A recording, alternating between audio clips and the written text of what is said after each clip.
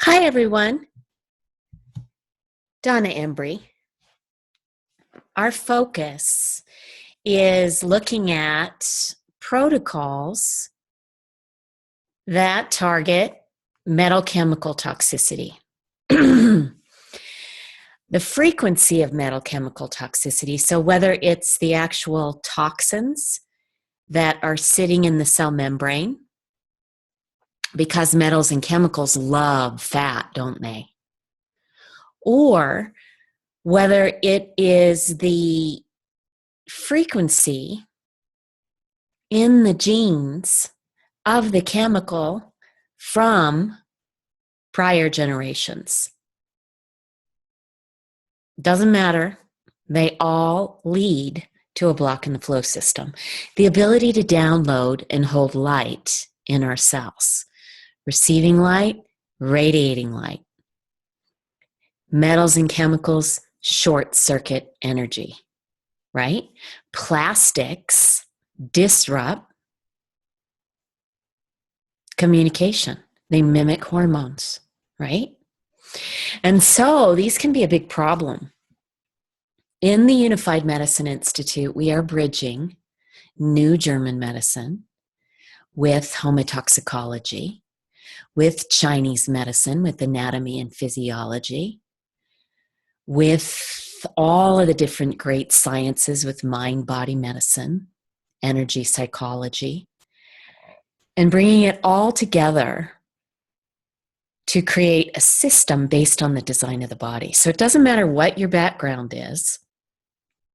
You want to view the previous presentations before diving into this one. Okay? Metals and chemicals block the flow system.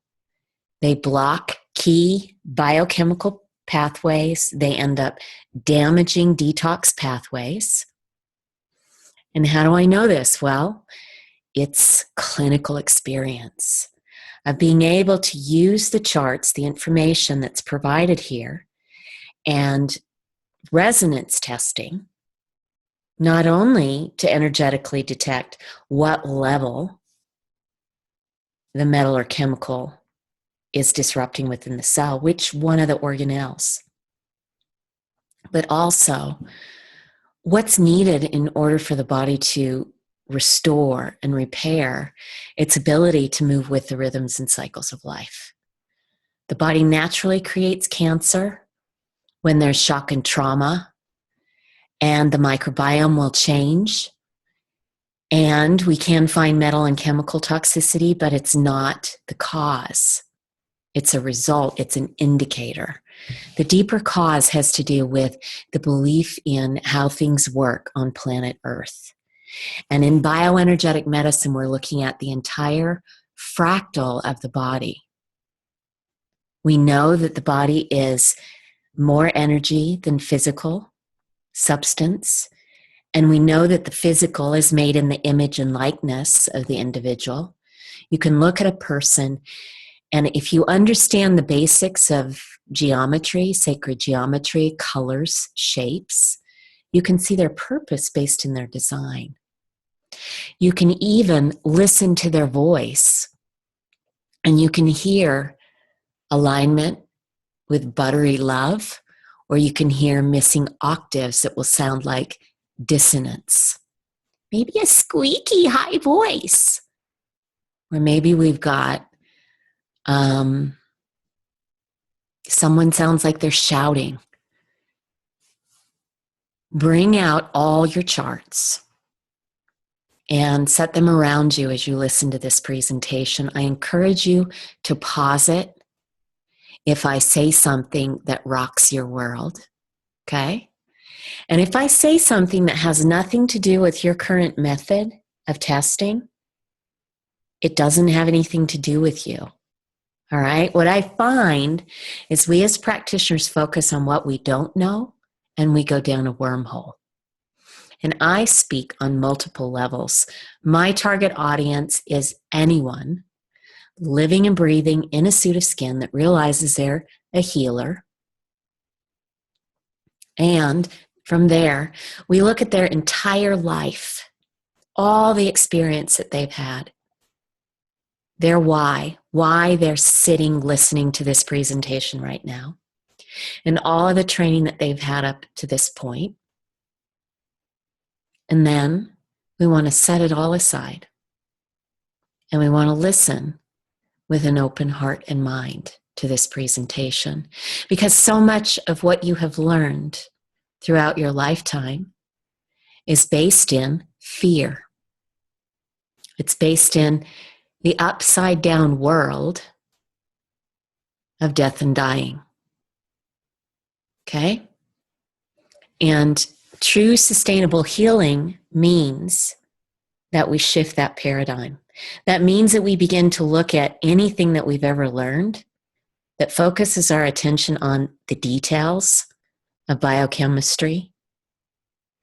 And we want to look deeper at the cause behind the physical symptoms, between the physical pain, the physical lockup, the physical loneliness, the way the individual is going through the day-to-day on a treadmill, lack and scarcity, how much light is in their eyes. How deeply are you able to connect with them? How do they feel in your presence? Do you find yourself wanting to fix them? Are you getting triggered and pulled into the fix me paradigm because of all of the knowledge that you have? Just watch and notice what happens when you're in circuit with another person. Stay present in your body.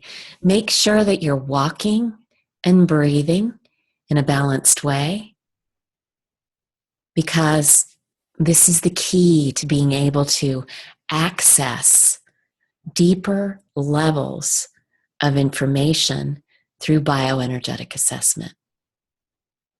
Okay? We want to go slow so that we can go fast. And that means we want to look at our ability to sink in with the individual. So let your heart rate slow. Let people meet your cadence instead of you speeding up to meet theirs. Okay? You'll find that as you begin to master this, that people will feel the healing activate simply by sitting in your presence. This cannot be faked. Energy is a transference of feelings, and trust comes when you feel solid and grounded in what you know. Being completely aware of what you do know and letting go of anything you don't know. That means you're not going to plan ahead before they come in. Yes, you're going to have their file there. No hurry, no worry. And if they're coming back for a second visit, your first step is to reseal your prior agreement. Okay? And so let's go in here and begin to look at just calibrating where we are. This is the healing template. And when I created the curriculum at the International College of Bioenergetic Medicine, we had a team that laid out the visual format. Ultimately, the intention for this program is a maintenance program.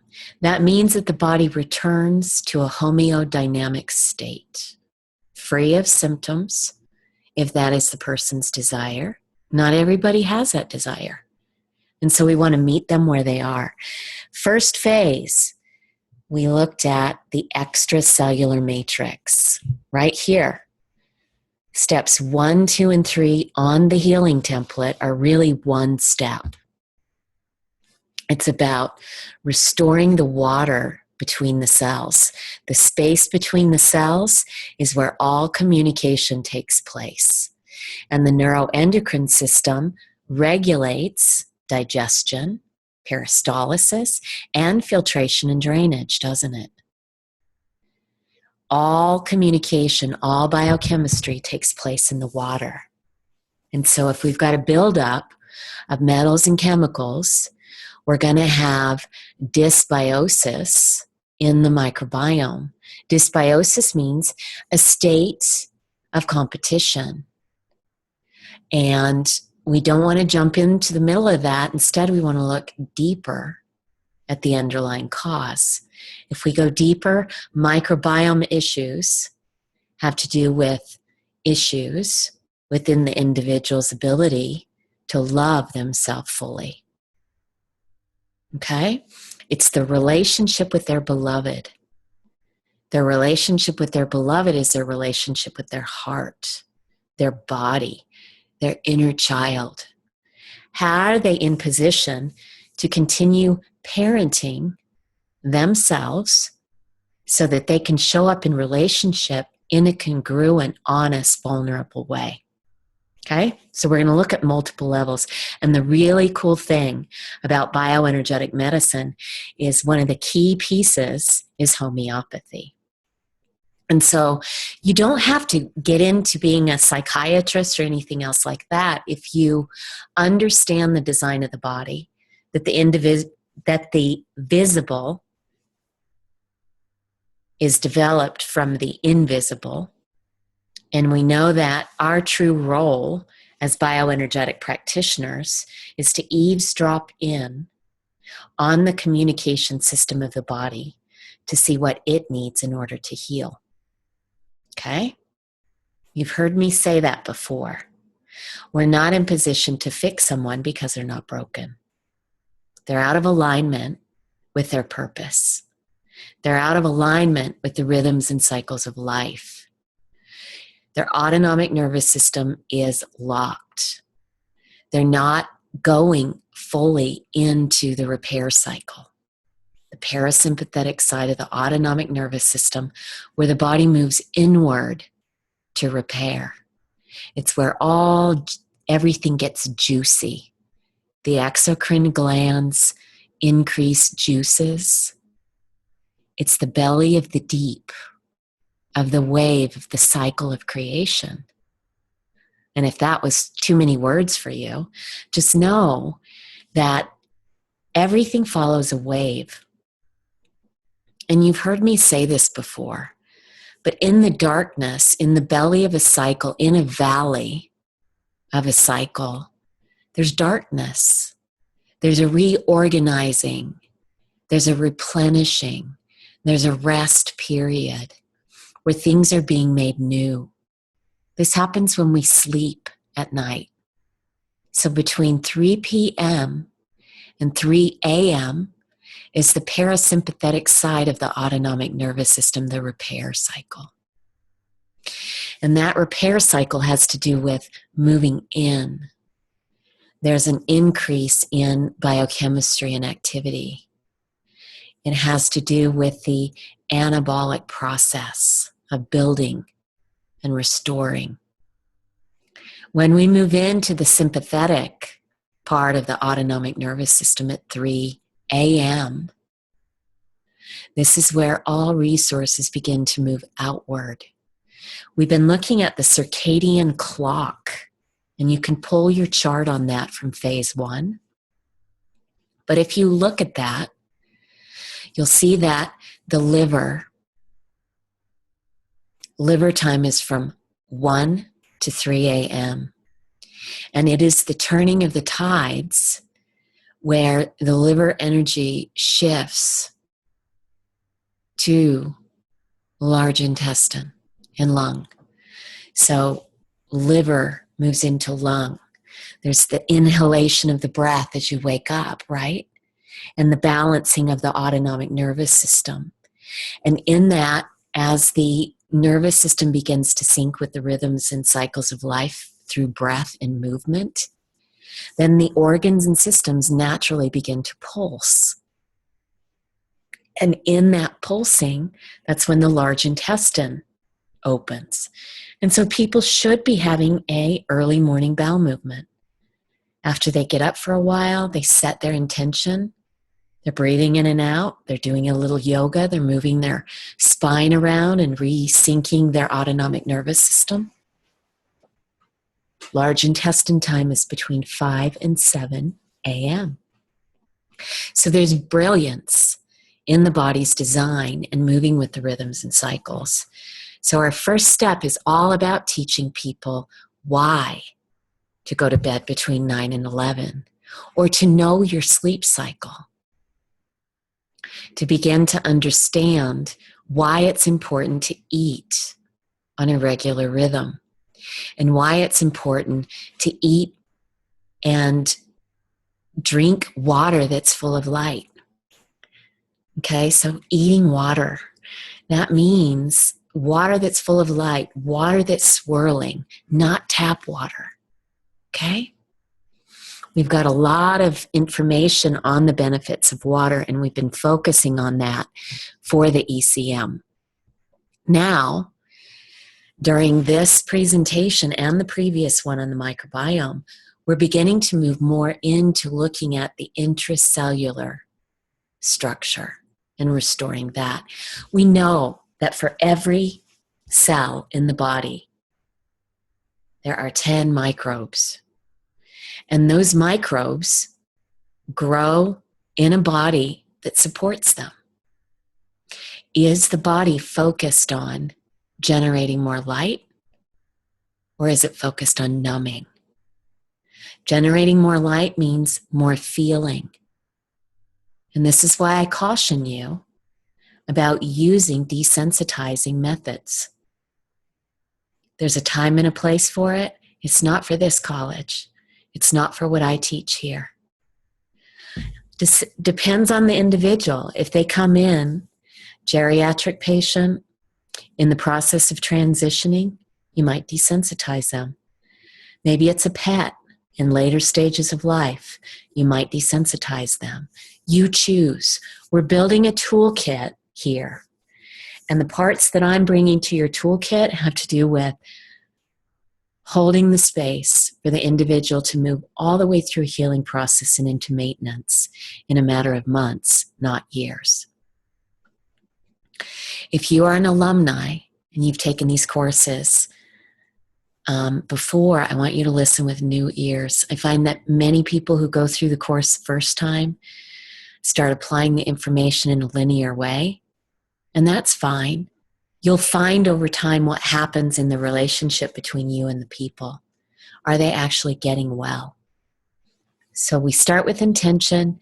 We meet people where they are by planting a seed, but make sure that you stand in integrity and that you clearly know what you're doing and what you're not doing when you set that intention, right? So if you're desensitizing, is it getting to the cause? No, it isn't. It's shutting down the body's expression. And the body will express in a new way, for sure. So the more the person has been on different types of therapies that block processes, so prescription drugs, desensitizing, even detox programs that are initiated to force the body to detox. Intermittent fasting, for example, or doing hot yoga in a dehydrated state, doing these different type of nutritional pushes to cause chelation. All of these damage detox pathways. How do I know? I've seen it over and over and over and over again. The body teaches us. So for this presentation, we're focusing on elimination of causative factors, which means that we're going into the intracellular structure. We're going to do resonance testing. Okay, and the next time we'll look at a few tools in phase 3 to go in and focus more on organelles. That's where we're going to learn the SAR code challenge, which allows us to filter in a very intention-based way. Really cool stuff ahead, but we want to master the basics. So what creates our microbiome? It's the environment. It's the environment in the body, the space between the cells, but more than anything, It's the frequency that is emanating from our heart brain. Is there a split between the heart and mind? Is the individual focused on death and dying? Are they in the fear state of my body's broken? If they've had any kind of nocebo, that means a diagnosis from a doctor, our first step is insight. That means helping them to understand that a diagnosis like that comes from a doctor who has been taught a certain curriculum. So we want to look at what is the curriculum based in? Who wrote the curriculum? What is the intention?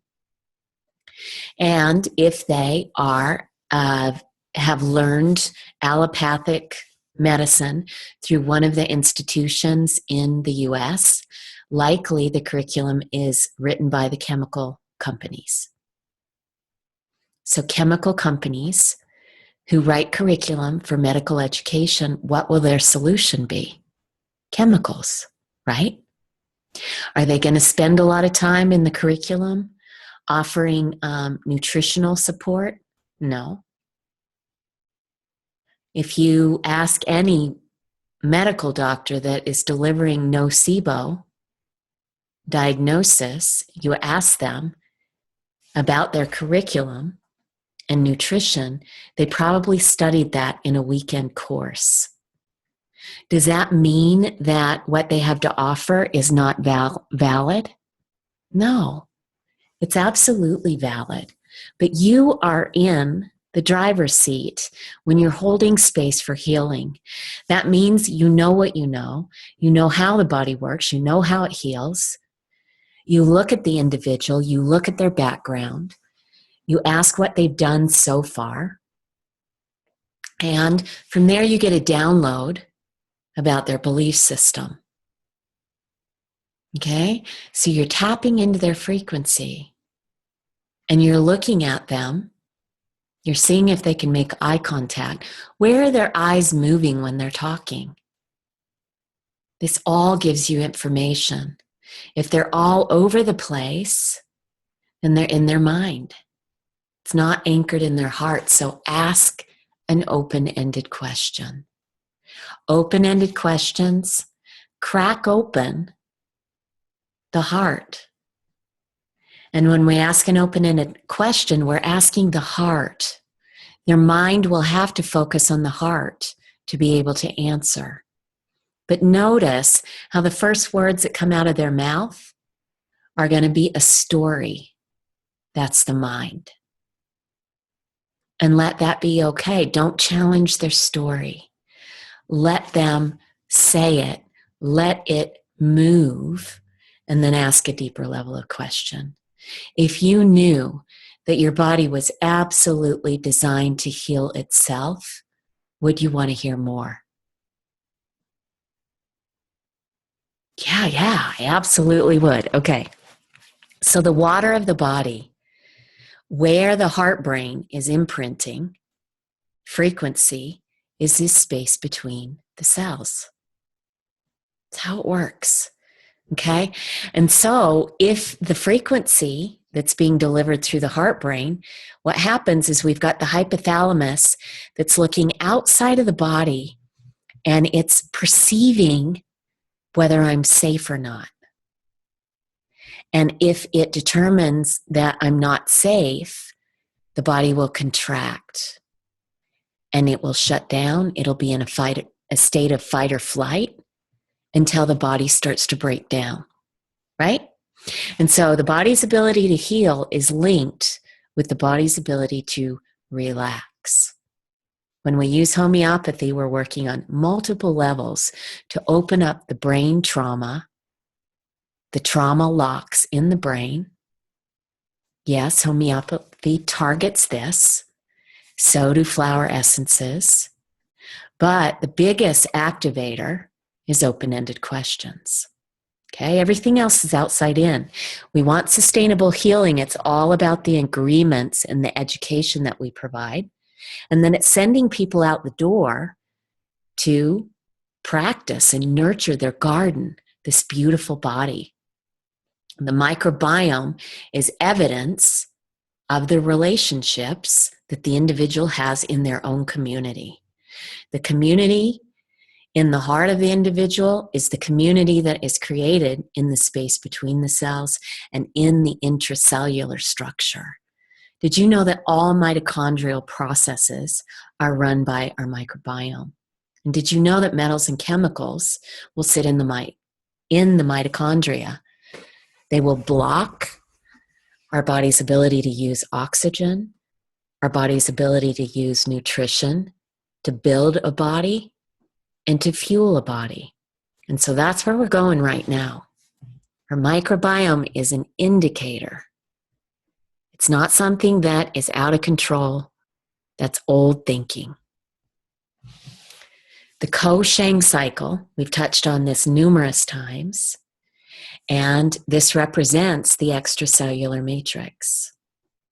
The pulsing of the frequency through the water is connected to the autonomic nervous system, and then that energy runs from the heart field,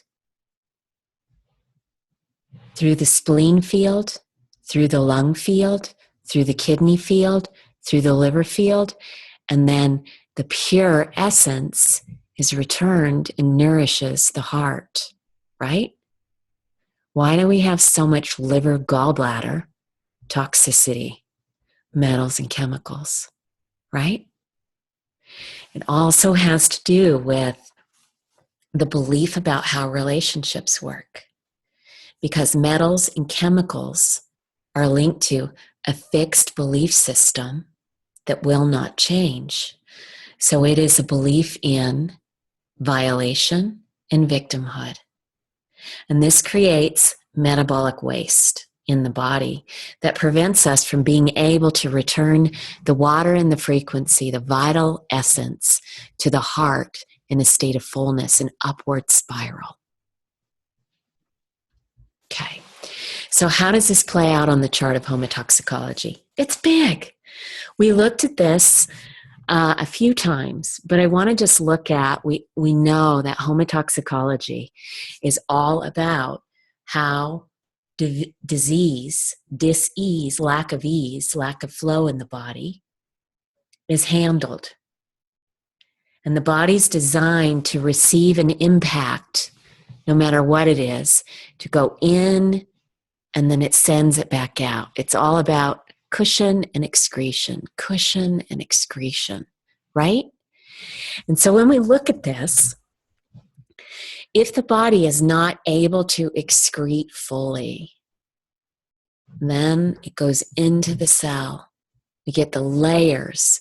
The tissue can begin to degenerate, and we also see a buildup of tumors. This is the body's process of absorbing shock and trying to self-regulate. If the body gets caught in the sympathetic cycle that's over here, because the waters of the parasympathetic cycle are compromised, it can't let go. Simply can't do it. And we see in the reaction phase all kinds of healing processes. An abscess is brilliant. Brilliant, brilliant, brilliant. It's the body's ability to wall something off until it has enough pressure to push it out. And we see abscesses and think they need to be punctured and drained. Wow. Common thing that we see in children is eczema. Eczema is generations of damage to the primary pathways of elimination based on a belief in codependent relationships. Yes, the skin represents the cell membrane. The outer edge of our morphogenic field gets violated We allow people in our space to cord our energy field. And that's the true violation. It's the true process of skin expression. It has to do with relationships. Okay? What do we do for eczema in children? Steroids, right? Reckwick talks about how when you block a symptom expression, it's going to drive it deeper in the body. So invariably, we see this over and over again. When we block eczema, we see an expression of asthma in children. See this? And it's just moved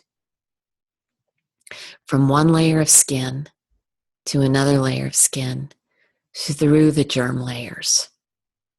Still here, it's here. And anytime we see the progression of disease, it's going to go in,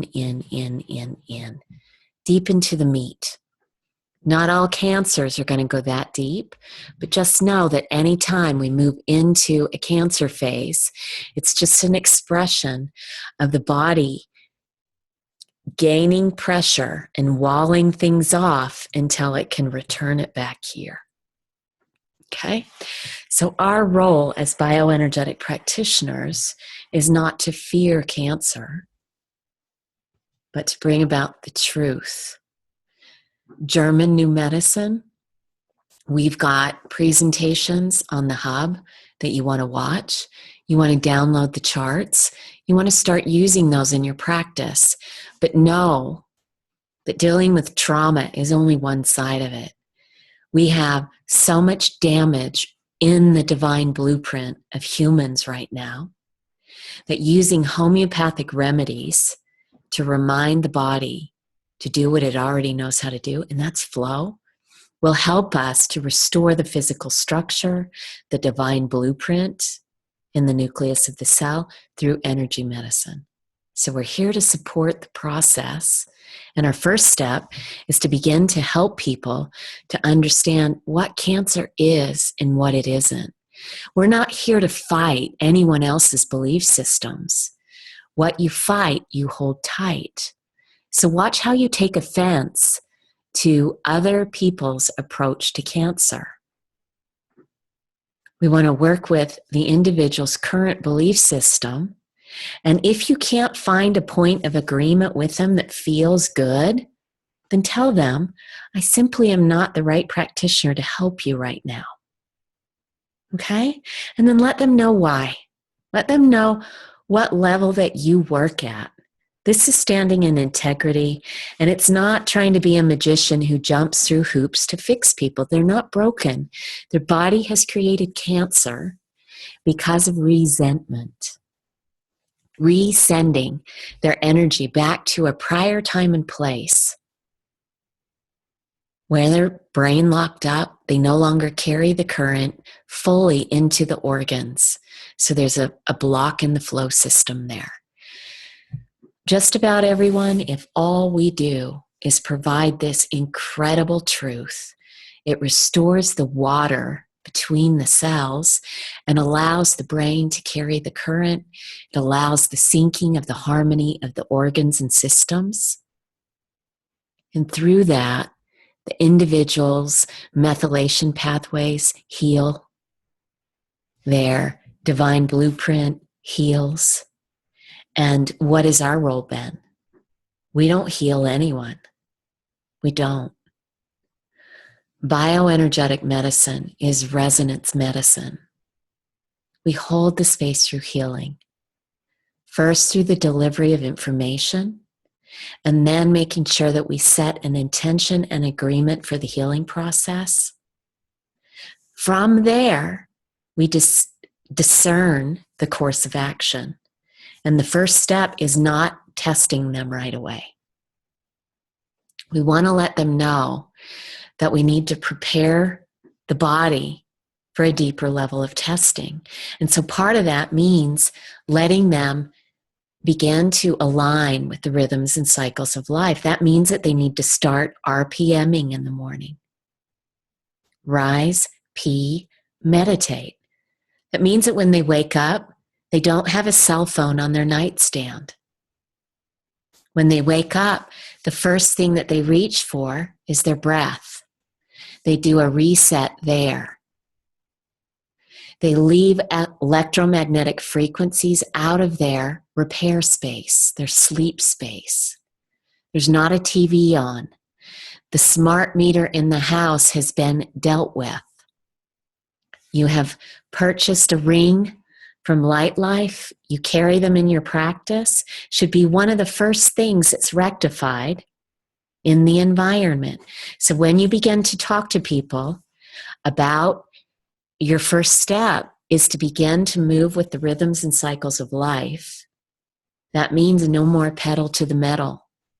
They must rest to heal. And so, water, sleep, meals full of light, that means 80% fruits and vegetables. They might need bone broth for a short period of time, right?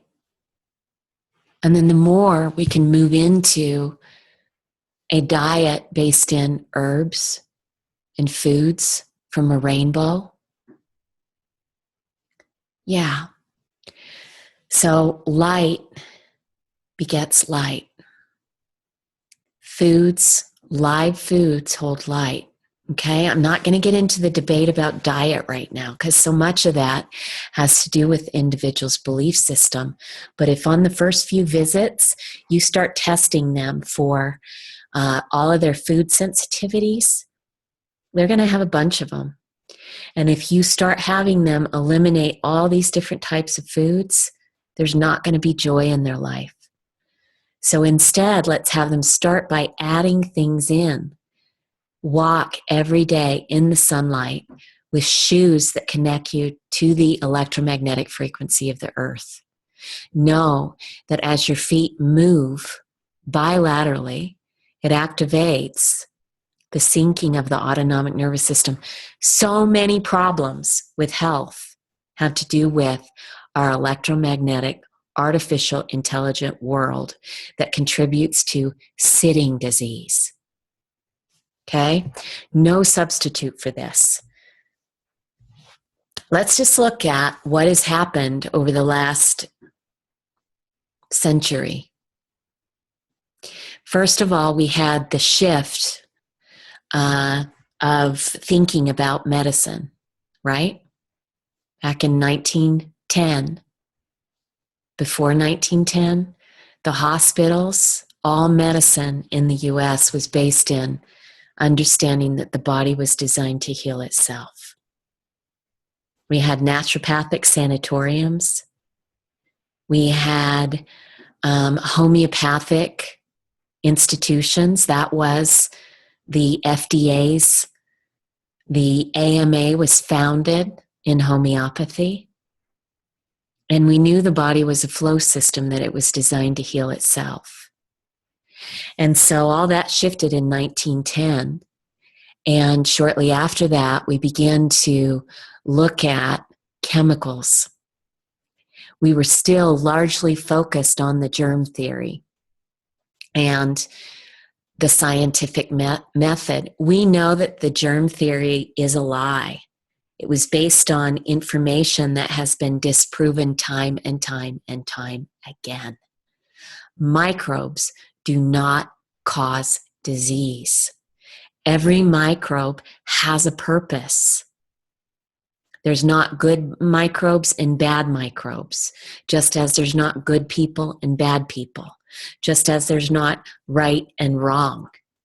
There's either in alignment with flow and using the frequency during the right process of the cycle, because maggots are great for breaking down dead tissue. Just think about it. The decomposing cycle breaks down substances to fertilize the land to be able to create new life. All right? So there's a time and a place for everything, and we lost that with the Industrial Revolution. The chemical drugs have a place. They were never designed to be used long term. They were designed to block a process, to stop a symptom. And if we can go in as that's happening and use complex homeopathy to help with the metabolic waste from using chemicals, then we have a match made in heaven. All right. Are chemical drugs necessary? No. It's all based on desire. And so we don't need to use them. We get to choose the tools that we provide, and we get to complement the other practitioners if we want. You get to choose. And part of going through the college process is deciding what you feel good about, who you want to work with, and who you don't. You want to look at your Medical Practice Act in your state so that you know the language. And that's why we've included the ethics course. And you should have already taken it. Having that as a foundation is going to help you to understand more about how to apply what I'm talking about here. Okay? Get a lawyer. If you need a connection to one, you can use Midge Murphy, who wrote the ethics course, but she's largely focused on fear. Okay? Many of the attorneys are. There are other ones out there that aren't seeking to protect you from practicing medicine without a license, but instead they're looking more to assist you to be able to use language that works. Okay? So just know that there is a right way for you to provide services. And if you're talking about resonance medicine, energy medicine, you're talking about the morphogenic field, and we're not relating X potencies to tissue, even though that's going to show up on your charts. We want to make sure that we always put energetically resonated in anything that we write.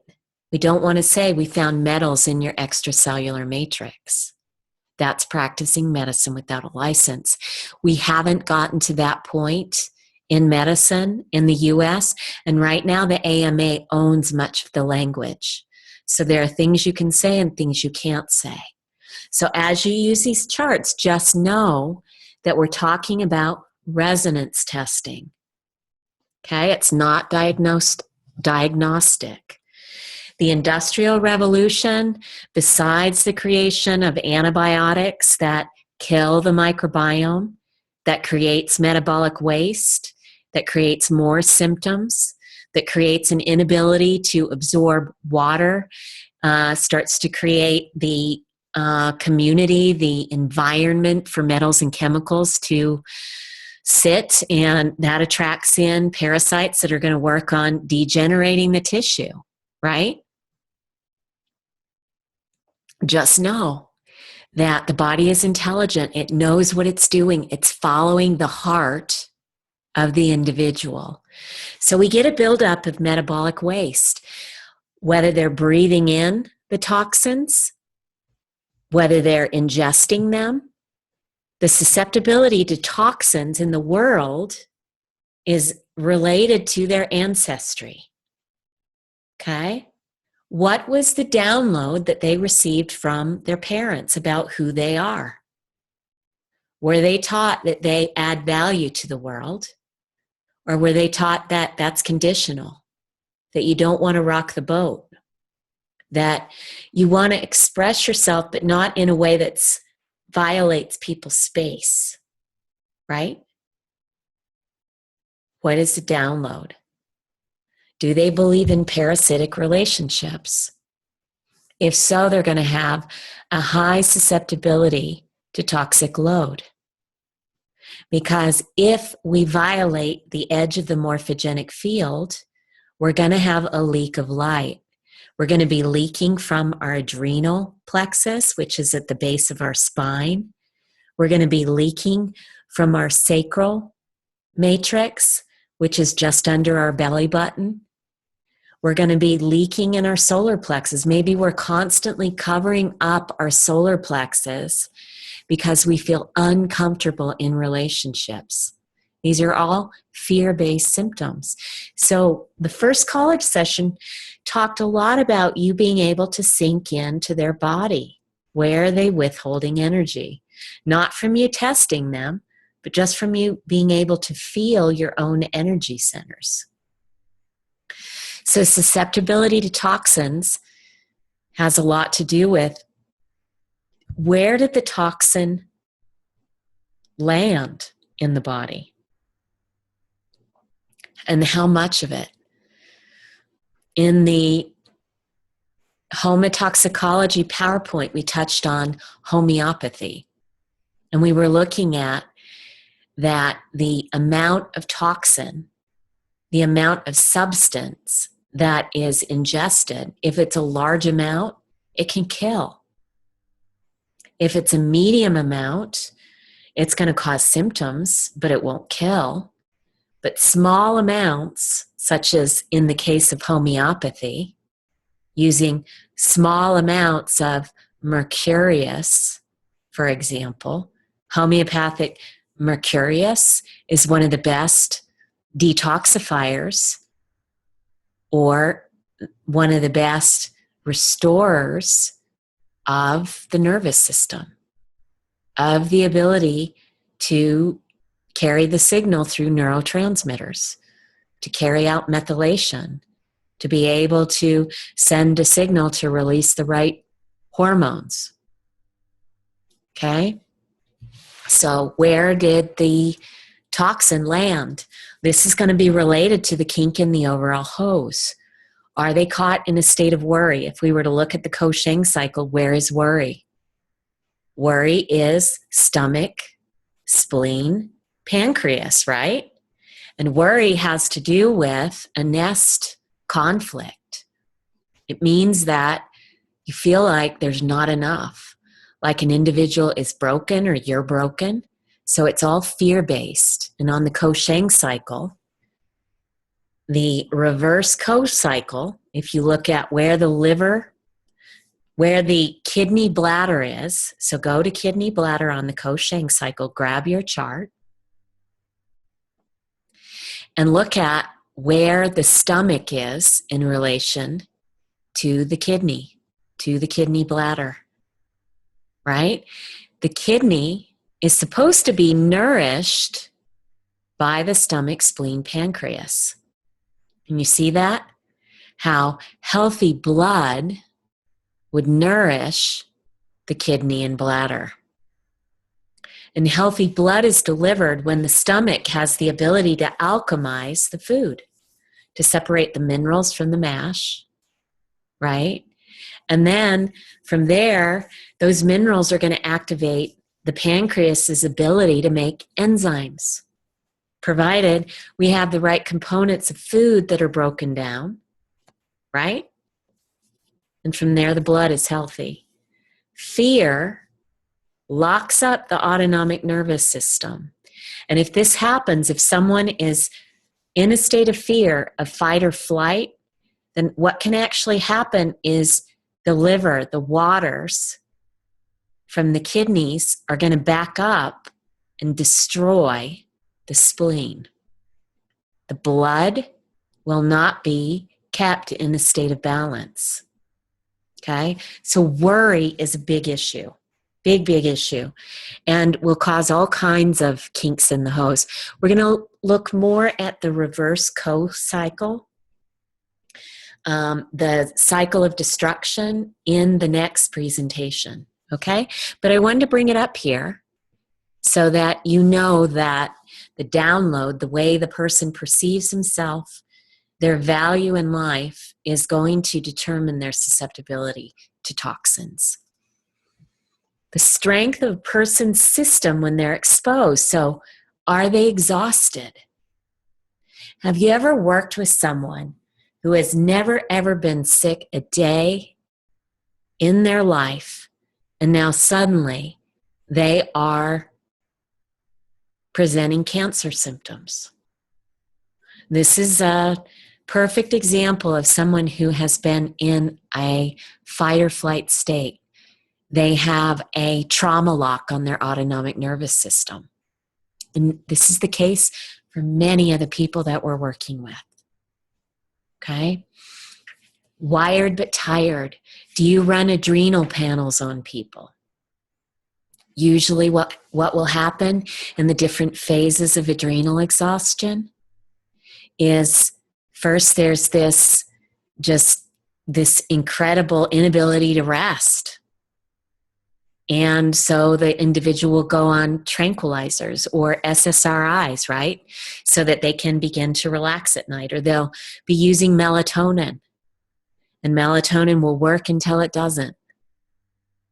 Because sleep issues are not a melatonin deficiency. It's a deeper issue. Serotonin synthesizes into melatonin.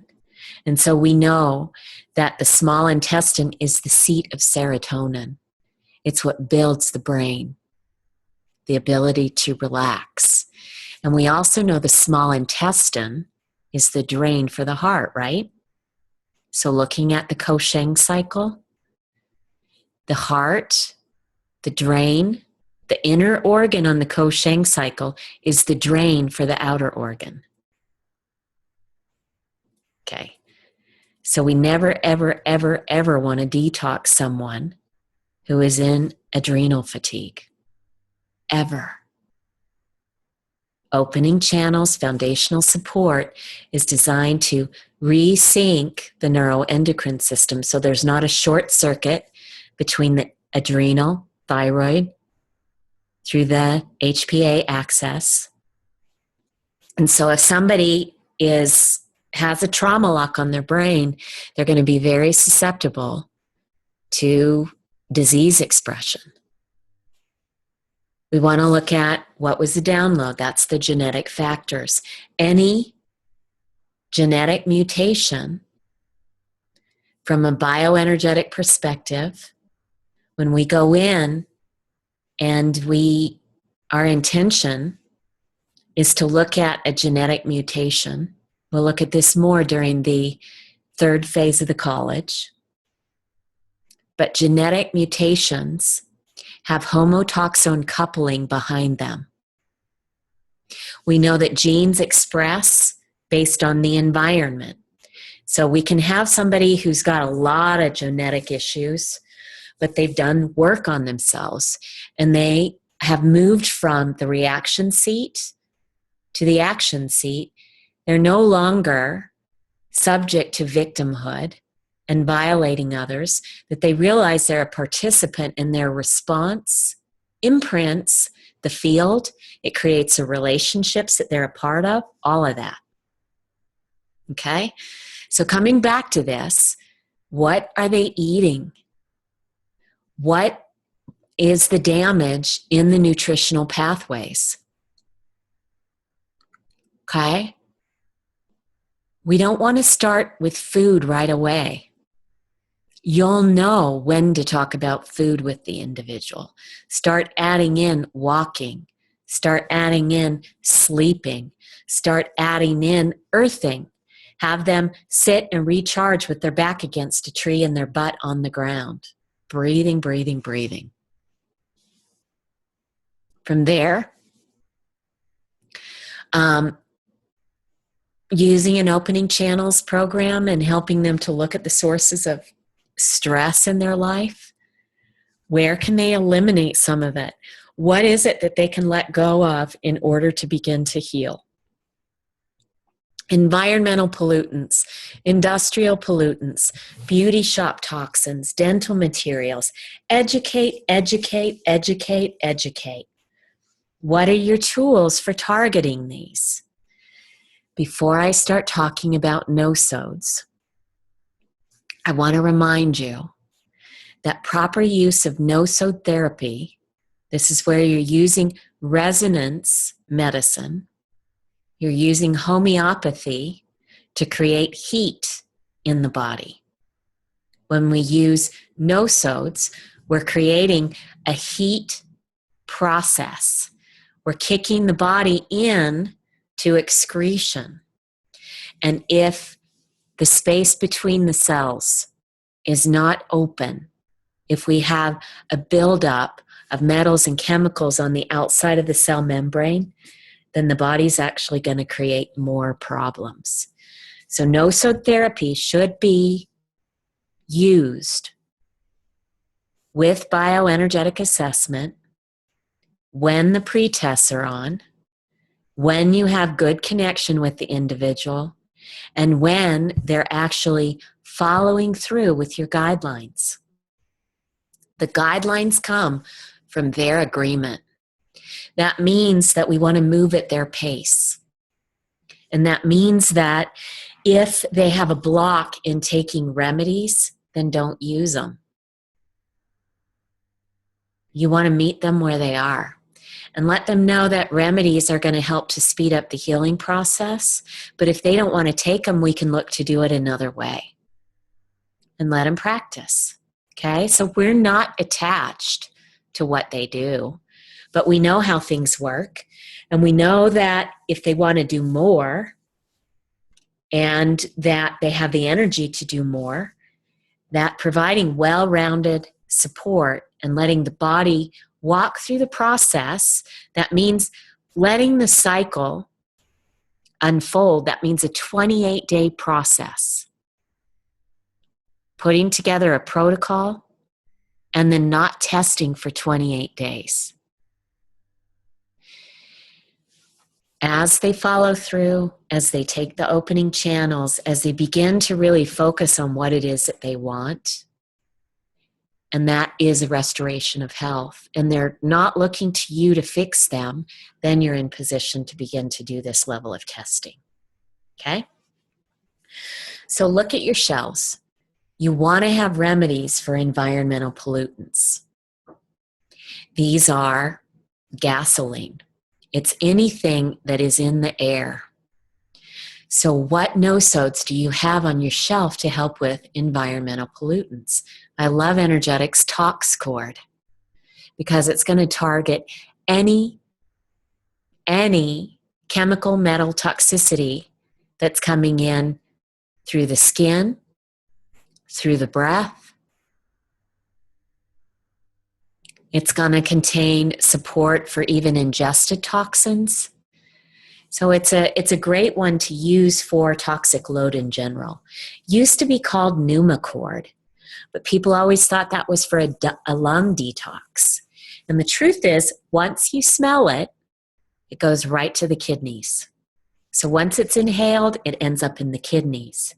Industrial pollutants, look at all the stuff that's happening with the industrial waste.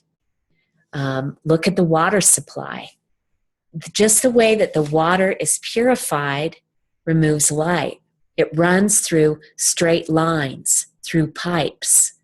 And water is designed to flow in circles, to circle around, not straight lines through pipes. We have a buildup of prescription drugs in the water supply. We have all kinds of crap. And people will come to you and ask you, what is the best water? Watch your knee-jerk response. The right water for the individual is unique to them. So pull out your Energetics Quick Reference Guide, print it and pull it out. I don't care if you use Energetics or not, but it's a great line to model and build your pharmacy. So make sure that you have complex remedies on your shelf that are designed to target specific toxins. Tox Cord, great for beauty shop toxins, so personal care products that are going on the skin, the makeup, the hair dye, all of that. Why are we doing all that anyway? It's a focus on outside in.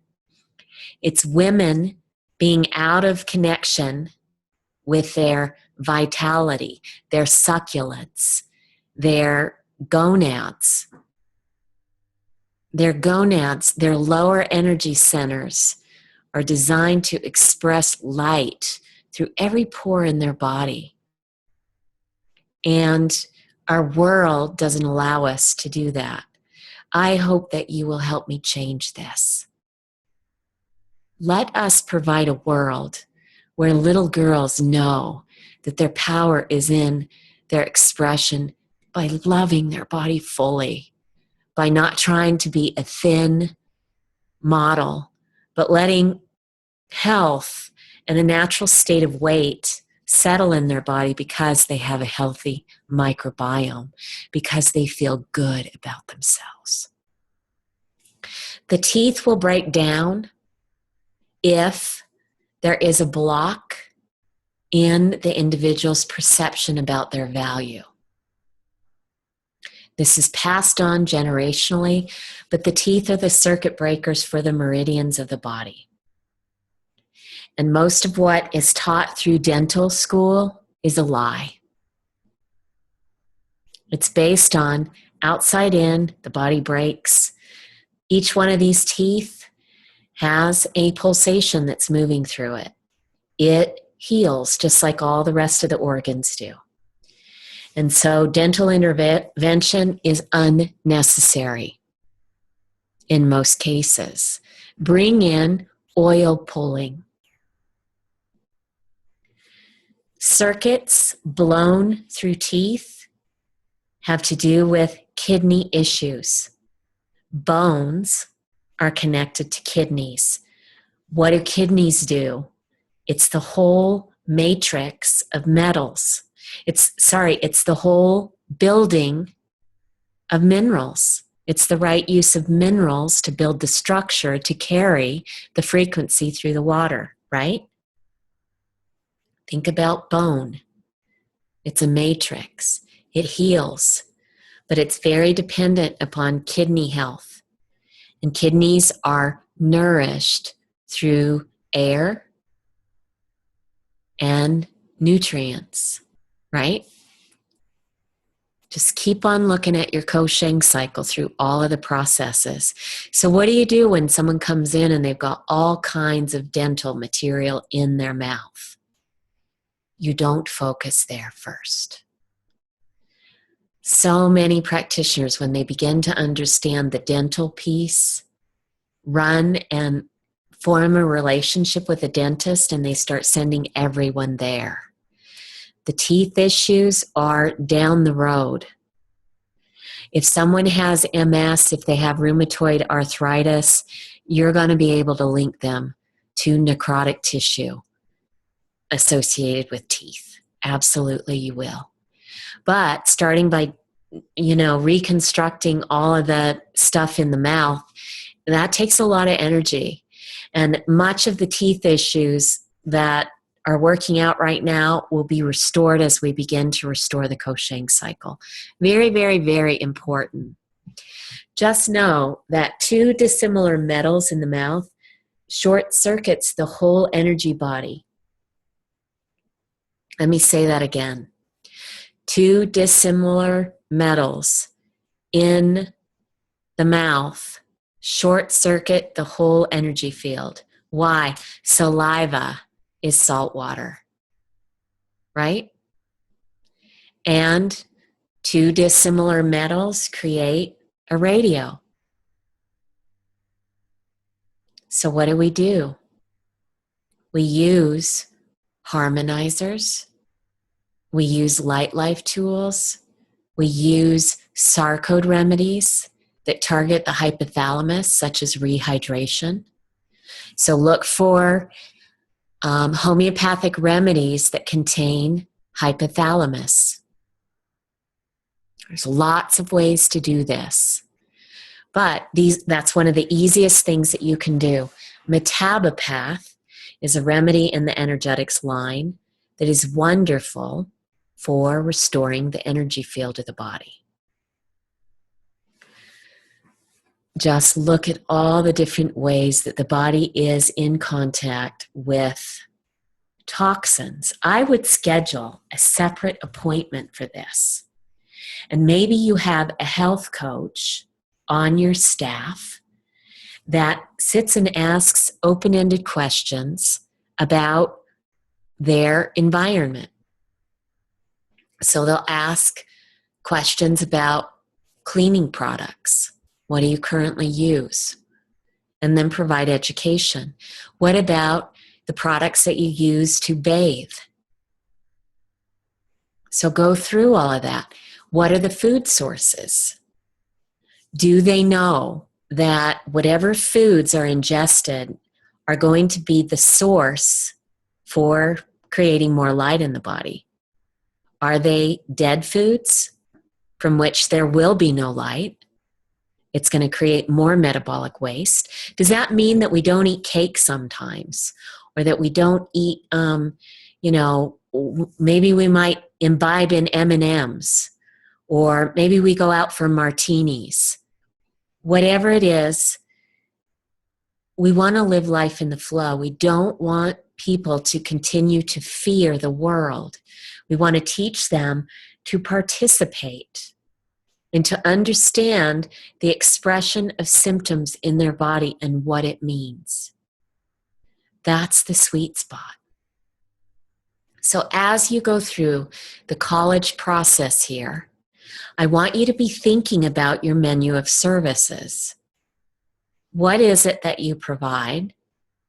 And what are the different appointments that are needed? And start creating a menu of services. We're going to get into this in more detail in phase 3. But start to take inventory and know that you're going to have to change the way that you do things to be able to implement some of what we're offering. That means that if you do nutrition response testing, you keep that. And you don't try to blend in design of the body with that, okay? You give people a choice. Doing the design of the body is different from nutrition response testing. Think of this as the ability to target toxins. If you're not using nutrition response testing, say you use the cyber scan, and when you purchase the equipment, they taught you how to run it in a specific way. What is the intention for the way that they taught you? How does it align with the design of the body? Where are you going to use their system protocols versus putting together your own that are based in the design of the body? This is going to take a little bit of prep work for you to be able to get your test kits organized, for you to be able to build testing trays in your device. If you use the cyber scan, the avatar, the insight. So thinking is required for you to be able to think at, how have I been addressing toxins? And how am I going to do it now, given my understanding of the flow systems of the body and disease expression? My ability to think means that I organize my own toolkit. And so you need to think through how you're going to do this. And that's what the immersion sessions are for you to get your systems organized, your sequences down, and for us to collaborate together.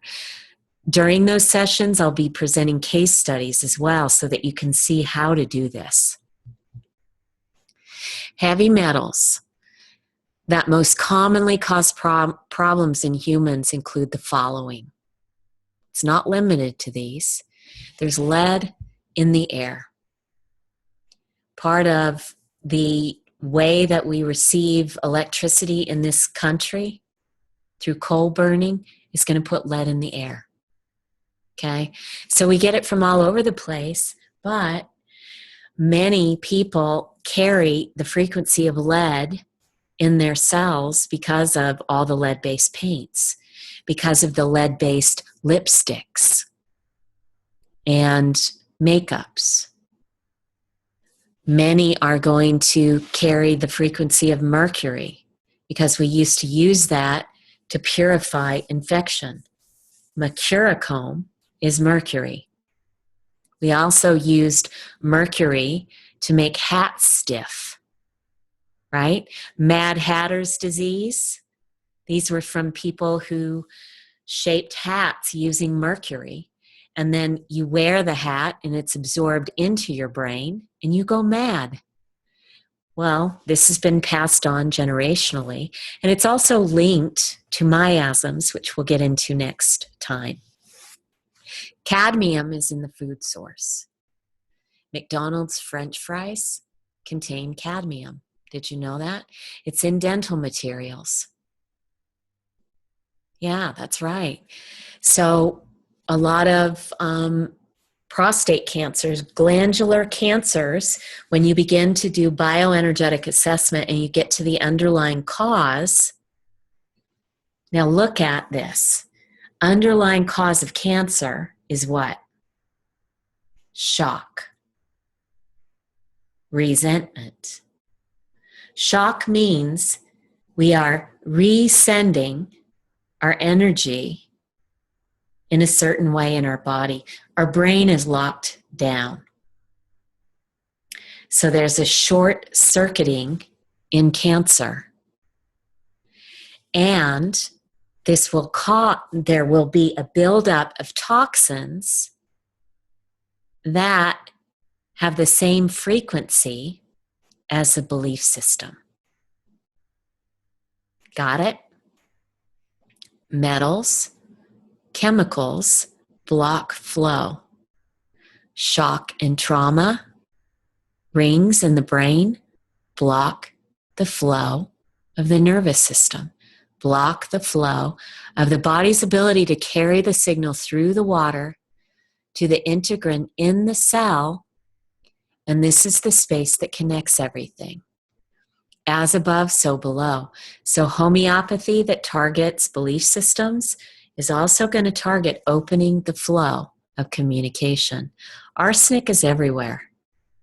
It's been passed on through the food supply. It's a byproduct of the Industrial Revolution. So it doesn't really matter. I mean, we can spend a ton of time looking to isolate the toxin, but if you stay out of the details and focus more on these groups of toxins, then they all have the same thread, the same connection. This is where I love to use the energetics line, because metal cord, for example, is going to target the whole bandwidth of metal toxicity. These are metals that disrupt biochemistry in the body, that block the body's ability to carry the electromagnetic frequency and ground it into the physical realm.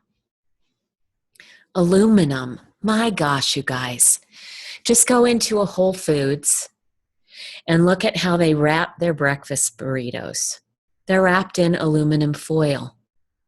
There's no parchment paper there. Look at how many people are still using grandma's bakeware that's aluminum. We want to educate. Take the time to have a session. Maybe you become in your community a walk with the doc. Maybe you create a meetup in your community and you walk people through a kitchen. You help, maybe you go to a Sur La Table store and you help them purchase healthy bakeware. There's so much that we can do. You can record videos, use the Environmental Working Group website, ewg.org, as a patient education source. You see the links to those on the Unified Medicine Institute, right? These are going to block receptor sites.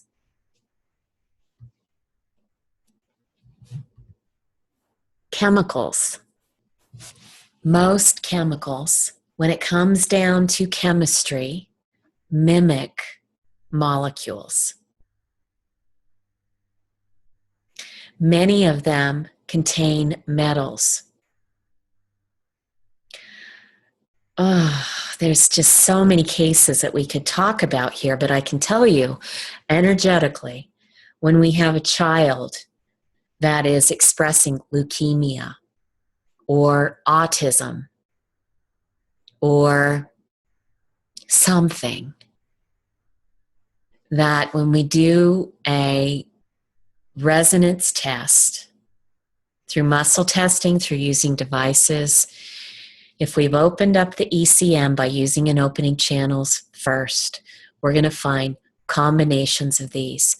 More than 6,000 toxins are identified in umbilical cords, in the cord blood of infants today.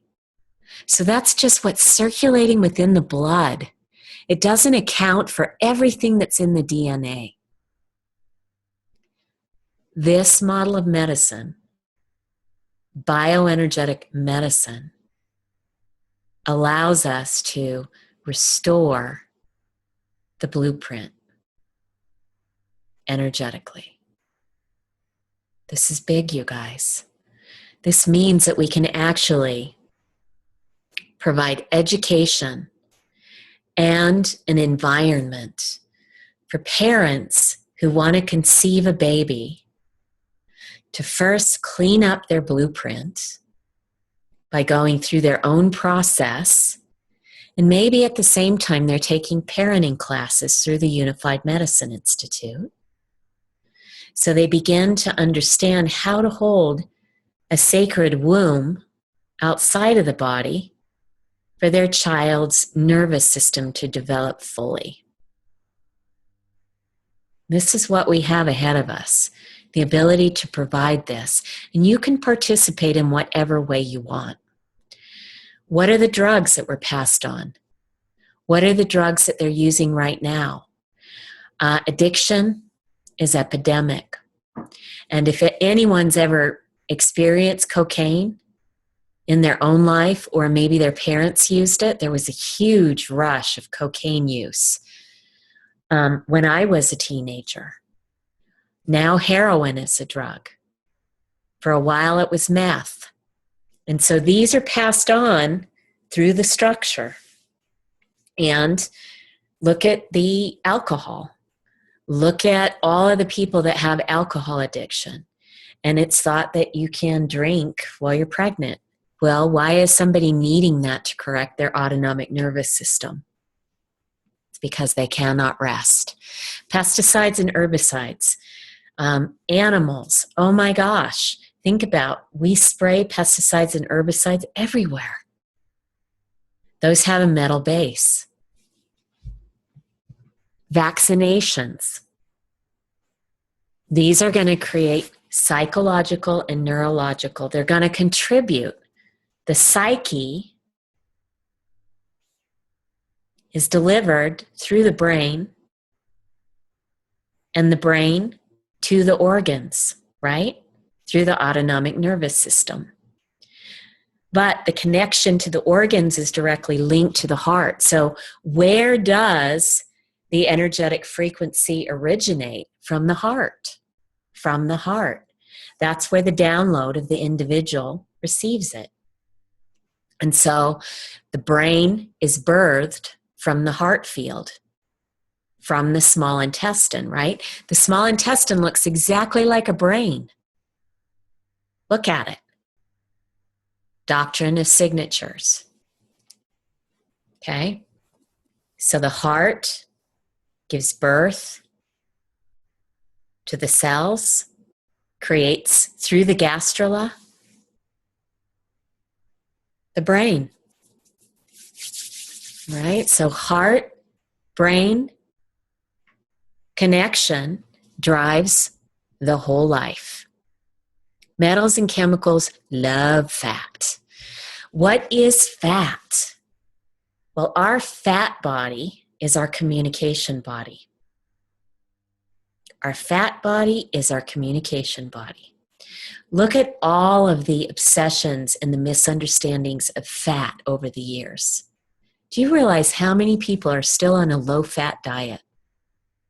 They see fat as a source of fat. And yet, we want to have the right sources of fat. Heated fats are not healthy fats. We've got a lot of people that are heating fats. They use coconut oil as a source of fat. To be able to repair the fat body means that we need to move away from heating fats. We need to start ingesting healthy fats. And so there is a time and a place to really focus in more cleanly and clearly on the diet. And education is key. Every single one of the organs has a fat body. Every single one of the glands is fat. Every single one of the cells, every outer section of a cell is fat. The phospholipid layer is fat. The metal chemical connection to fat is linked to the fat dynamic. The phospholipid layer is designed to carry frequency. Frequency is activated through metals, right? Frequency is carried through metals. Just look at lightning strikes. If it strikes an antenna, is that going to be carried throughout? Yeah, it'll take the whole grid down. So if we have metals sitting in the receptor sites and chemicals sitting in the receptor sites where we're supposed to have hormones, neurotransmitters, enzymes, it's going to block the process. All of this, focus on the microbiome right now, all the studies that are being done. Most of that information is linear, and we're focusing on a few microbes and basing all of our medicine on that. Natural medicine is using high doses of broad-based probiotics thrown in the body, and that's actually going to create more problems. It's going to create more weight gain. Why? Where are we going to put all these microbes? You've got all of the rogue microbes, and you start putting in these healthy broad-based strains, and you're going to create more biofilms because it's a battlefield in there. People will develop gas and bloating, right? It's the battlefield. So we want to wait. The organelles of the cell, every single one of the organelles have a phospholipid layer, a fat layer. The organelles are the organs of the cells. And so our fat body, we must hold the space for this to clear. And using an opening channels program with ionic minerals, with live foods, with ferments, actually will restore this so that we don't need to do a bunch of these detoxes. Toxins layer in the tissue. And this is where we get the homotoxone coupling you keep hearing me talk about. Think of homotoxicology. You get the buildup, the impregnation phase. Now it doesn't matter what the person's eating, they can't absorb it. Why? Their microbiome is compromised, and the microbiome is what converts food into energy. Right? Must have air, must have water, must have minerals. So the sick get sicker. We end up creating an environment, an anaerobic state, which invites in microbes that cause decomposition, degeneration, right? They're designed to thrive in an oxygen-deprived state. Detoxification, elimination, undertaken prematurely in a body that cannot handle the extra stress from stirred up toxins, causes a retoxification. Symptomatic green medicine or suppressive treatments, whenever those are used without addressing the underlying cause, we can actually create more metabolic waste, more biofilms, more of a microbiome hospitable to degeneration, and the sick get sicker. Anytime we detox or eliminate while the organs are stressed, toxic, or sluggish, we create more degeneration. Even if you're using morphogenic field testing from Frank Springob, where he's using no-sode therapy to desensitize the body. What does this do? Just know how no-sodes work. You can use no-sodes to turn off symptoms. Does that mean it's addressed the underlying cause? No. So sometimes if you use a no-sode detoxifier, person's going to come in the next time and they're going to say, oh my God, my symptoms are gone. But now they can't sleep. They're anxious. Or, they feel great until next spring. And as the pollen expresses, now their liver pathways are compromised and suddenly they have all kinds of weepy, drippy eyes because there was damage to the sulfur pathway because of detoxification too soon. Okay? So know what you're doing. Think. Anytime you're having problems, anytime you can't see the forest for the trees, we need to think of our intention. What is my intention here? What is my agreement here? What is the protocol that the individual's taking? How have they been taking it? This is the way we trace the process. Looking at terrain. The terrain is everything. What is the terrain? It's the environment, isn't it? The environment in epigenetics, the environment determines whether genes express as cancer or whether the cell expression is on an upward spiral of increasing light and awareness and consciousness in knowing ourselves more fully. Epigenetics tells us that the environment triggers genes on and off.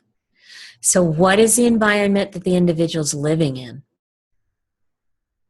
What is the environment in the extracellular matrix? If we use bioenergetic medicine to manipulate the ECM,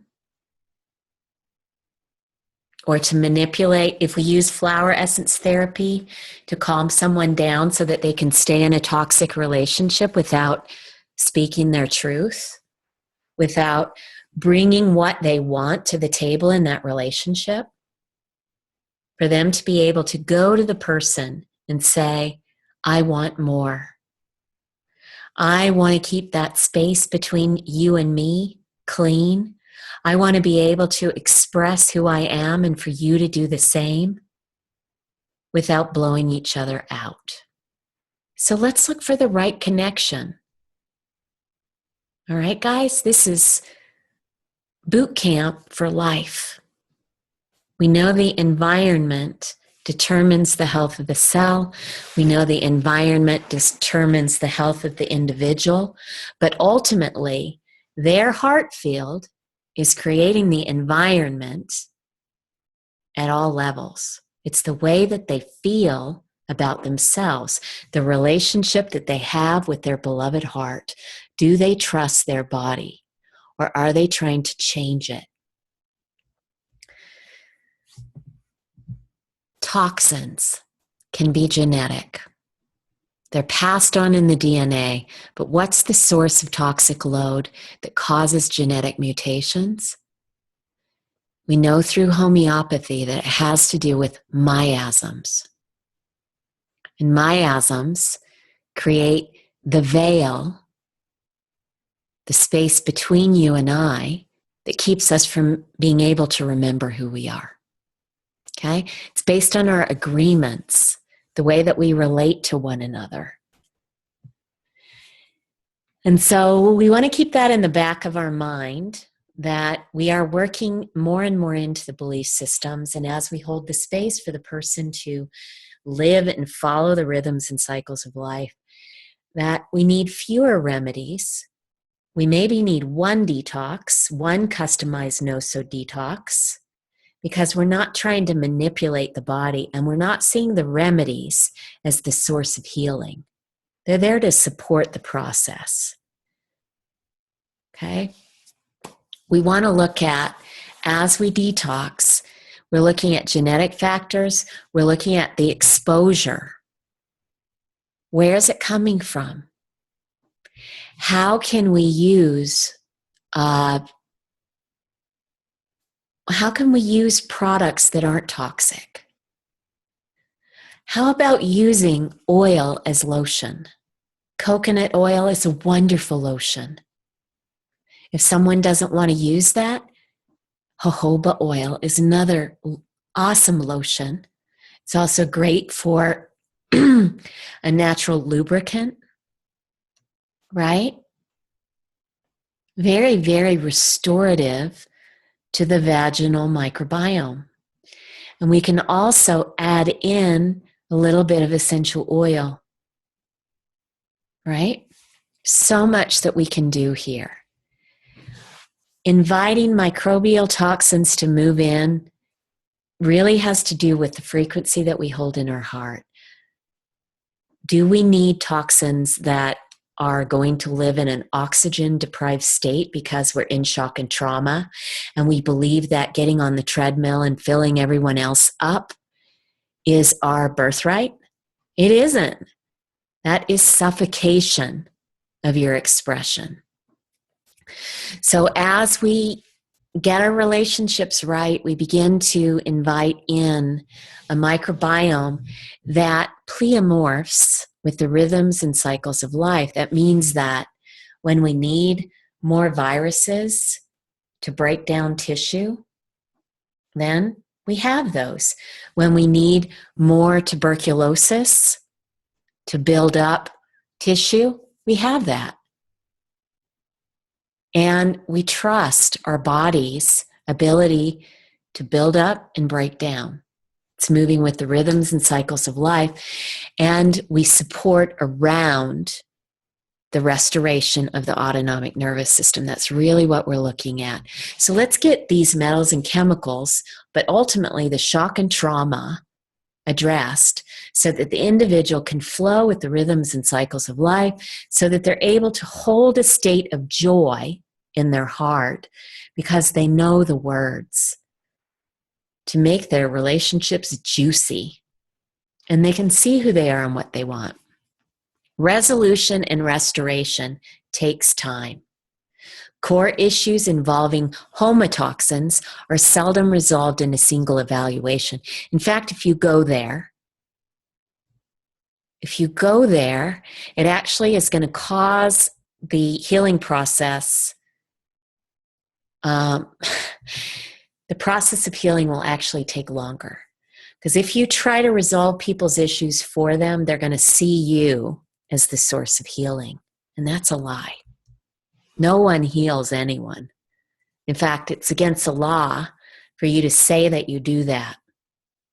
Energy medicine is not considered diagnostic in this country. And so we want to be very, very clear about what we're doing. We eavesdrop in on the energy field. The energy field precedes the physical field, and we know that we can access the energy body and remove the blockages through that, but we would never, ever eavesdrop in on a body that's under a state of stress. The body won't unload toxins at a rate higher than its capacity to handle them. And homeopathy stimulates, it should stimulate the voluntary action at a rate equal to the body's capacity for detoxification.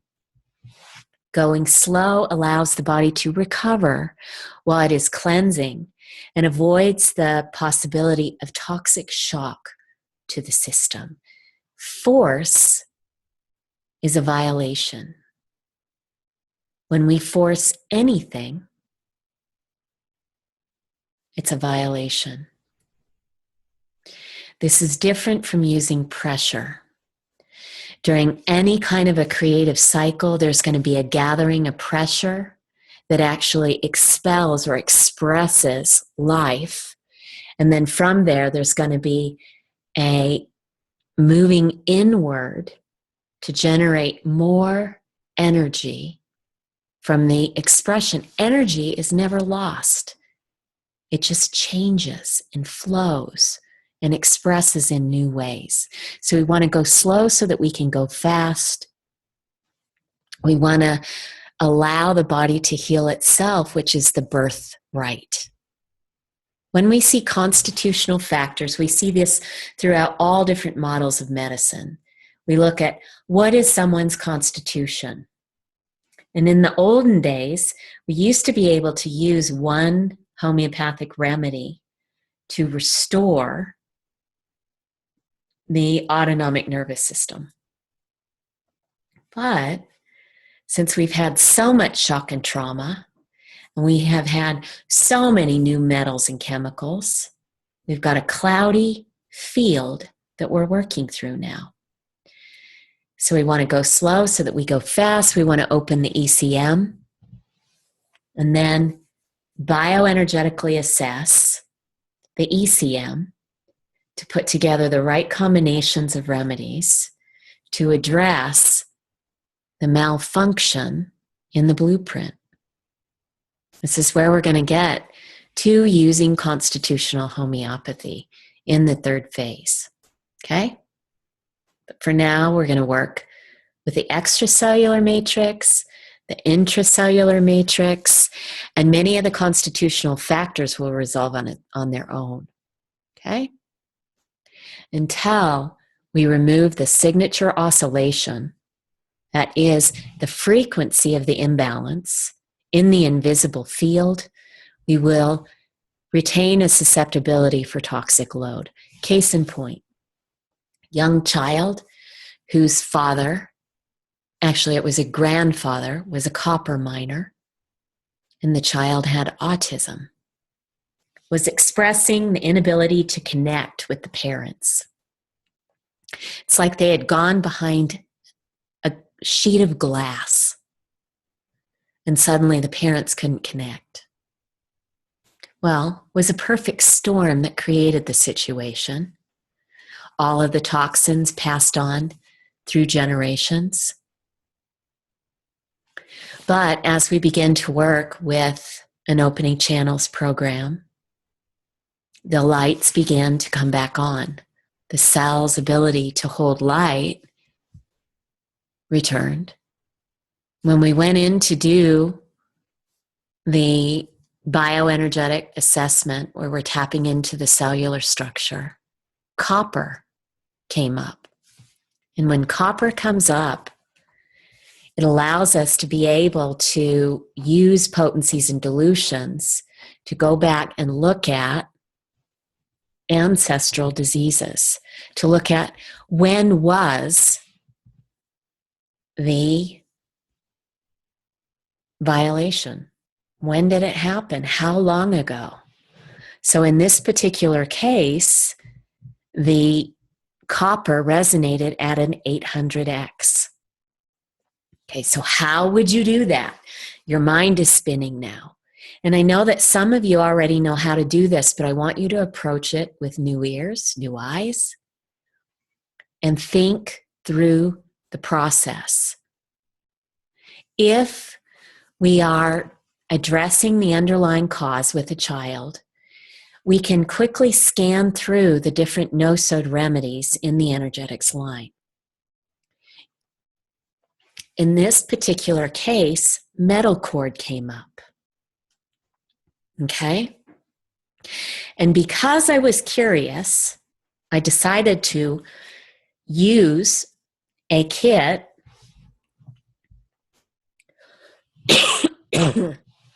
Wow.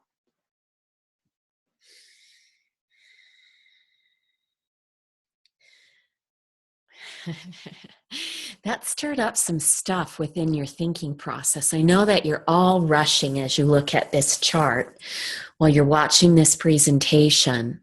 How am I going to do this? How am I going to do this? How am I going to do this? So I want you to just listen. In this particular case, I filtered through the thyroid point. So if you were doing it through muscle testing, you'd be filtering through the thyroid, right? And from there, metal cord came up. And because this was a child with autism, I wanted to go in and test to see what was the metal and when the exposure was. So I pulled up a list of metals and I went through and started testing and found out it was copper. And copper resonated at an 800x. In looking at this chart, I looked at the parents and I said, I see an exposure of copper 39 years ago.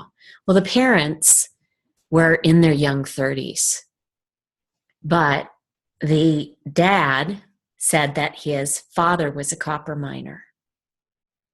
And the father had a neurodegenerative condition too.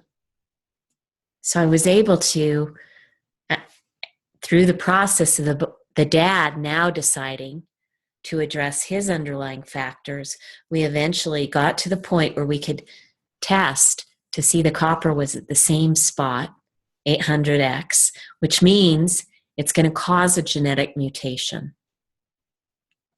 Right? Okay, so this is how this works out. What do you do with that information? Well, if you want to, you can customize the metal cord. That means that you could take copper at an 800x and you can imprint it into the metal cord. And that way you have the specific frequency of copper at an 800x imprinted into the well-rounded metal cord. It's a very powerful remedy. So if you want to do this type of testing, you can. During the immersion, the hands-on sessions, we're going to look at how do you do it with your device or your muscle testing, okay? The easiest way to provide custom remedies is to invert saliva. Because is copper the only issue that was contributing to this individual's issue? No. But it was a key factor because after the child took this protocol, they were in full remission of autism. Okay? Lights completely came back on. So what does the protocol look like? Metal cord here. And there was also another, there was a microbial piece too. I can't remember what it was. But we brought in the drainage remedy of lymph tone 2. And then we brought in the core cilantro blend. Cilantro. All right. When we look up here, he was kept on a opening channels program. We had hypothalamus, sarcode support. All right. In an opening channels program, it's in rehydration, isn't it? We also had ionic minerals. That would be the spectrum in. And then the digestive support, fluorosynergy, Catalyst U, and AminoGest. This child, instead of using the colon clear, we were actually using the core Gen 2 blend. Okay? So this is the art and science of being able to work with chronic conditions where the body is stuck in fight or flight and it's creating more and more and more degeneration. We want to do more with less. That means in many cases you won't even have to do a detox like this if you are doing the support with NoSode, with an opening channels program, and also setting the intention in the agreements with the family. All right? The approach that you use will be unique to you. And that's our focus for the International College of Bioenergetic Medicine. We know the body. We know how it works. We know how it expresses disease. We know that it's designed to heal itself. And we're in position to let health be restored within the individual. We cannot want it more than they want it. Very important. So we want to sink in and calibrate, set the right intention and agreement, and go slow so that we can go fast. Much love. As you are continuing to go through the process here, I want you to bring any questions to the forum and write them down there. I'll meet you there. Until next time, much love.